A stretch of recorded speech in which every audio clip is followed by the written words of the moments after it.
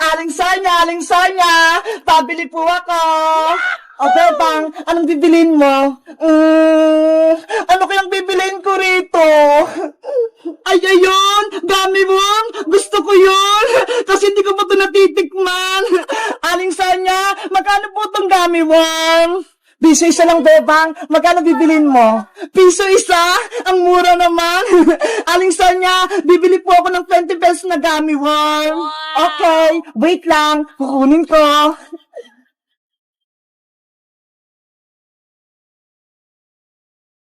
One, two, three, four, 5, 6, 18, 19, 20. O, ito, Bebang, 20 pirasong gummy worm to, Salamat pa. Ito po yung bayad ko. Salamat din. Wow! Ang lambot naman itong gummy worm na to. Panigurado masarap to. Bebang, ano yung hawak mo? Bayang, bumili ako ng gummy worm. Eto ho, ang cute. Mukhang masarap. Ano? Bumili ka ng gummy worm? Hindi mo ba alam? Hindi nakakain yan. Hala, bakit naman, Boyong? Masarap nga daw to eh. Kasi, ang gummy worm, gawa sa pinatuyong uod. Yung anak ng paru-paro, kahapon nga may nakita ako eh. Totoo ba? Sa Caterpillar gawa yung gummy worm? Oo, tignan mo, mukhang uod yung hawak mong gummy worm. Oo nga no, kawawa naman sila. Hindi na nga lang din ako kakain ng gummy worm. Ang maganda mong gawin, ibigay mo sa akin yan, Bebang. Bakit mo naman kukunin, Boyong? Siguro, ikaw yung gustong kumain nito. Hindi hindi nga ako kumakain yan eh. Eh anong gagawin mo rito sa gummy worm? Itatapon ko rin sa sapa para wala nang makakain yan. Ganun ba? O sige, ikaw na magtapon nito, Boyong. Okay. Naisang ko si Bebang, napaniwala ko siya, nagawa sa udong gummy worm. Hindi niya alam, kakainin ko to. May binubulong ka ba, Boyong? Parang may sinasabi ka dyan Ay, wala, Bebang. Ang sabi ko, itatapon ko na to. O sige na, aalis na ako.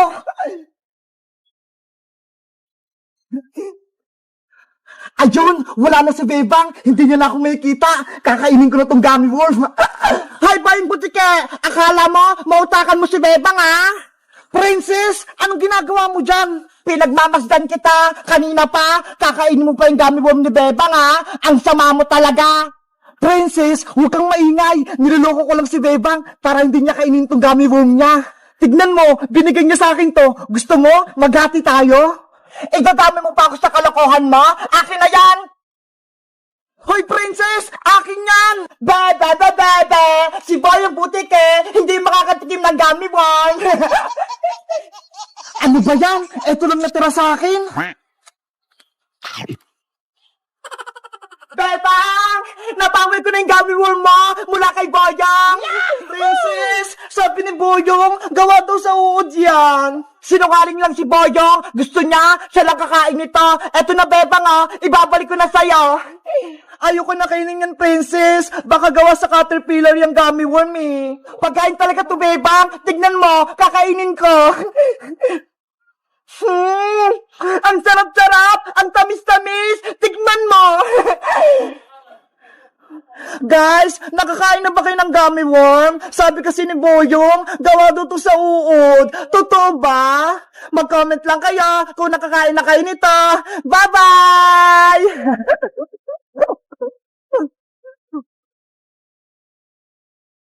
Hito! Bumili na kayo ng hito! Malalaki to! Hito kayo dyan! Bebang, ano yung tinitinda mo? Ang Kepeng, bumili ka na ng hito!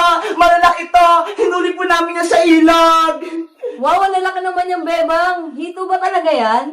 Opo, hito po to! Tingnan nyo ho! Ang laki-laki! Parang ahas! Magkano ba isang hito, Bebang? Mang Kepeng, sa inyo na lang po itong isang hito! Kasi, ang payat-payat nyo Parang hindi kayo kumakain! Talaga, Bebang? Bibigyan mo ako ng hito? Opo, Mang Kipwing, bibigay ko po sa inyo itong isang hito. Pero, may isang kondisyon. Kapag naluto nyo to, bibigyan niya ako. Ano bang gusto mong luto, Bebang?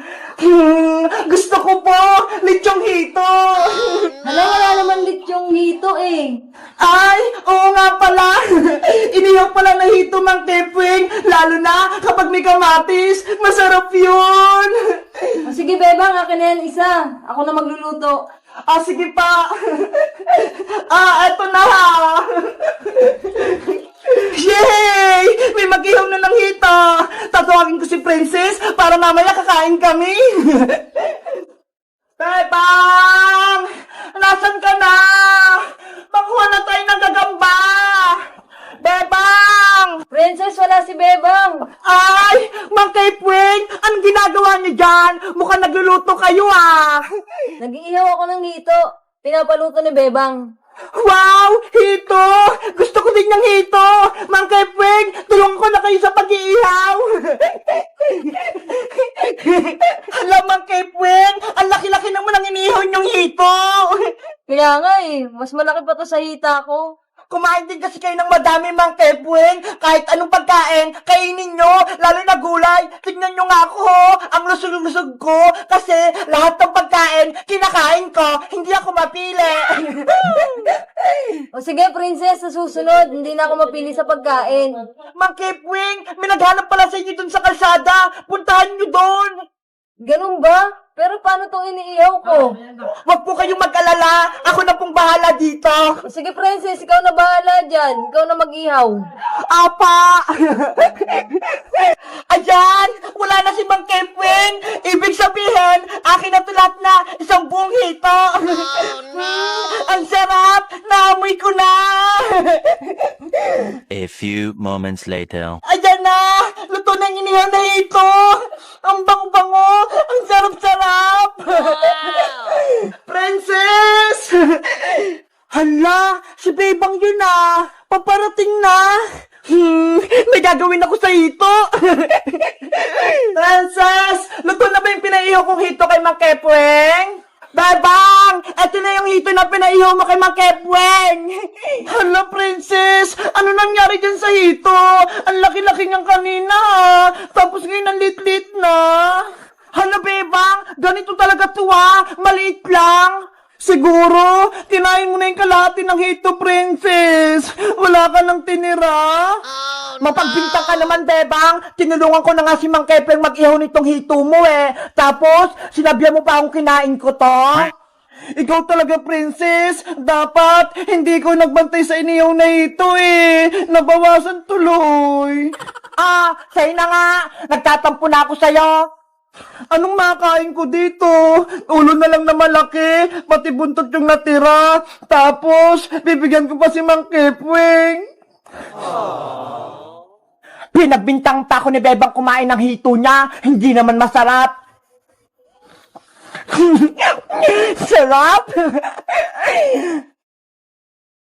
Hello guys! Nandito pa rin ako sa probinsya. Tignan nyo ho! May hawak akong isda. Ang laki-laki! Alam nyo ba guys, kung anong tawag na isda dito? Kasi para siyang ahas eh. Tignan nyo ho! Ang haba-haba. Tapos ang lambot-lambot niya.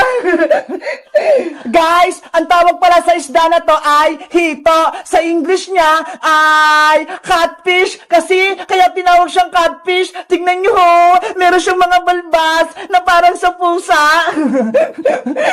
Guys, nakita na ba kayong gantong isda? O nakatikim na kayo nito? Mag-comment lang kayo. Bye-bye! Nanay, tatay, gusto kong tinapay. Ate, kuya, gusto kong kape. Lahat ng gusto ko ay susundin nyo. Ang magkamali ay pipungutin ko. 1, 2, 3. Uy, Bebang! Iska! Princess! Ano ginagawa nyo? Naglalaro po kami ng nanay, tatay, nay. Naku, Bebang! Masama yan! Huwag nyo kantahin yan! Bakit po aling sitang? Di ba laro lang naman to? May kwento yan sa babaeng batang namatay. Nakakatakot yan. Kaya hindi yan pwedeng laruin. Ano po bang nangyayari aling sitang kapag kinantay yung nanay tatay? Ayon sa kwento-kwento, kapag kinanta mo daw yung nanay tatay, gusto kong tinapay, bigla-bigla na lang lumalabas yung batang multong babae na yun. Nakakatakot. Tapos, may utos sa inyo yung batang multo. Kapag hindi kayo sumunod, kukunin niya kayo, dadalhin niya kayo sa sementeryo, ilalagay niya kayo sa hukay. Naku, nakakilabot naman pala yung kwento na yan.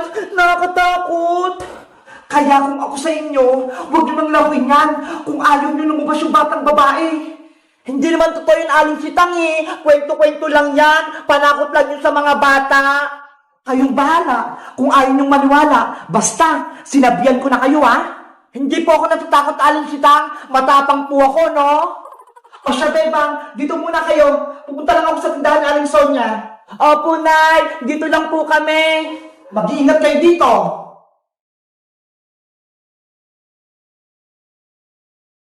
Bebang, Iska, tara na. Kantayin ulit natin yung nanay-tatay. Naku, Princess, ayoko. Ayoko rin. Baka lumabas yung batang babae.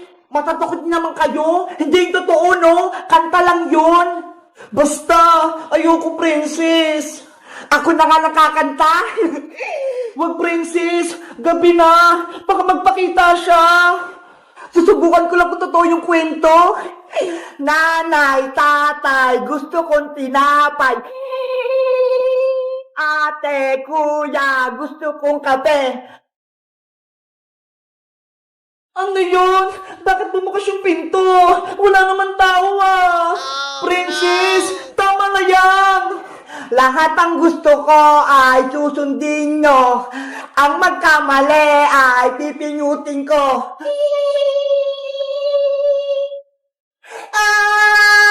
Brownout! Patay yung ilaw! Wala akong makita! Ano nangyayari? Walang ilaw! Hello! Kamusta kayo? Yung batang babae! Nagpakita nga! Kasalanan mo to, Princess! Kinantangin na ni tatay! Hindi ko naman alam eh! Totoo pala yung kwento-kwento! Gusto kong makipaglaro sa inyo! Pwede ba akong sumali? Hindi pwede! Isa kang multo! Patay ka na! Huwag ka rito! Kung ayaw nyo, kayo ang kukunin ko! Maglalaro tayo sa sementeryo! Tumakbo na tayo! Nandiyan yung multong babae! Takbo! Nandiyan na siya! Antayin niyo ako! Huli ka, Princess! Nanay, tatay, gusto kong tinapay. Si Princess, dadalhin ko sa sementeryo. Bebang, tulong!